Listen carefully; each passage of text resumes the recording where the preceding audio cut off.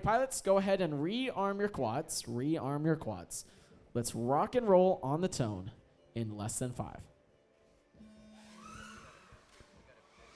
An aggressive start from our pilots. I heard a little bit of contact. Everyone's staying through clean. There is no hole shot rule. So it's important to not crash out. And it looks like a tough battle for the 1 right now. First one up the Inception Tower. Looks to be Seth FPV. He's going down and around right now. Actually, I was mistaken about that. The first one is to be going cleanly through. That is Fat Kid FPV, top right-hand side of your screen. He is way ahead of the rest of the field right now.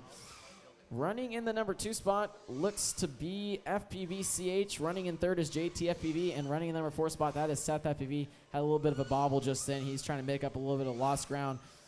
Fat Kid FPV moving on to the final lap, way ahead of the rest of the field right now. Flying through some rough video at the same time. So it appears on my screen. Seth FPV striking the ground. So far, 3 remaining in the air. Looks like the battle is not for the 1, but the battle is for the 2 between FPVCH and JT FPV. FPVCH about 3 seconds ahead of JT right now as he makes his way up the Inception Tower. Rolling invert. He's actually making up some time there on Fat Kid FPV. And it looks like JT FPV making the pass. Full throttle. Oh my gosh. We have to confirm that. Actually, Fat Kid and then JT FPV.